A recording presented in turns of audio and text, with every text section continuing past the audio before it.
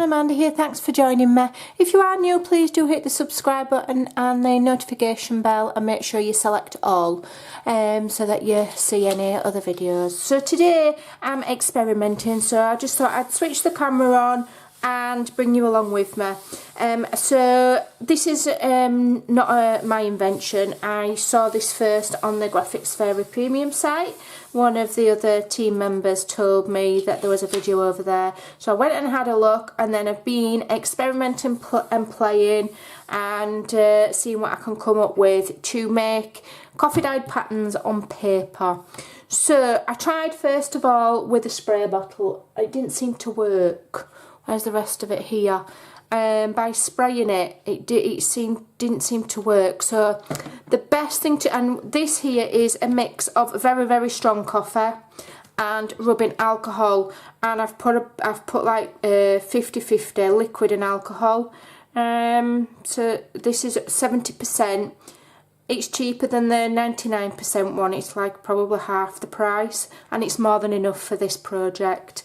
So I tried it in a spray bottle first and I didn't seem to get very good results, so now I'm trying with it with a paintbrush, which is very similar to how they did it on the Graphics Fairy site. So basically what you need to do is I hate the smell of coffee as well. I really can't drink it anymore. Since I had COVID, it's a bit like being pregnant when you go off stuff. I can't abide it, can't drink it, don't like the smell of it, it's killing me.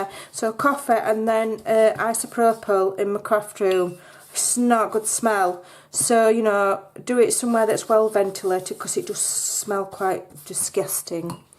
So wet all your paper first, then put over what you want to print. So I'm going to, will that reach that way?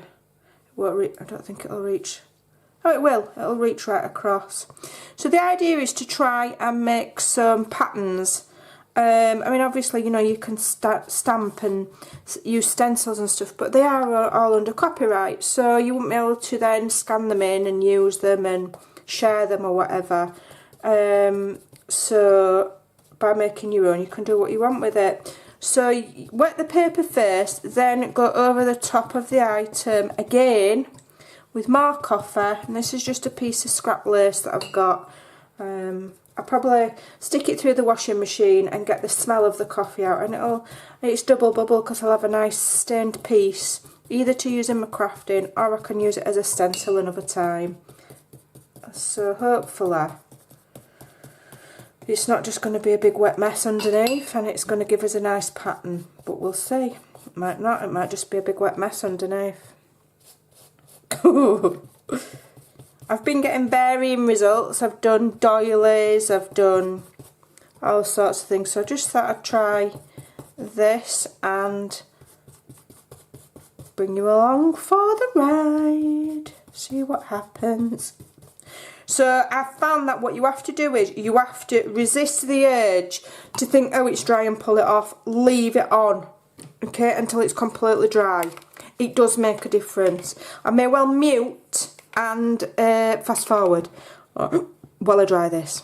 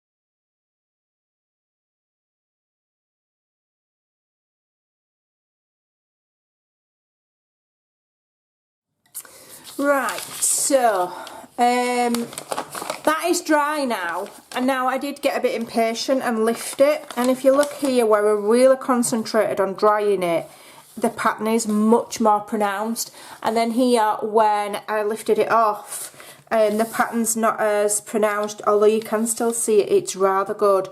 I am going to be scanning this into my PC and sharing it on my buymeacoffee.com. I also did this one, and I also did this one, and I crumpled that up. So yeah, it does work. You've just got to be patient, and the secret to it is to be really patient and don't lift it off until it's dry. It does take a while, I will say. This is the 120 GSM, that is, and that's just normal copy of paper. With the fabric it takes quite a while to dry, but it does work. So yeah, there you go, unique backgrounds with just coffee. Obviously you can use die cuts and you can use your stencils, but I wouldn't be able to scan those in and share them, which is what I wanted to do. So I'm going to try and do a bit more fabric. I've got some fabric doilies, I'll try those, and then I'm going to scan those in and share them. So yeah, quite successful, I think. Obviously you could use them as a background, you could cut them up and use them for background for tags. I mean, you know, whatever you want in your crafting. I shall be saving these, and at some point when I figure out how to Photoshop, I could maybe put some script on there or something and then have it as a background. So yeah, quite successful. I'm happy with that. So that works. There you go, tried and tested. Give it a try. It does smell a bit though, so have your window open. Thanks for watching. Bye.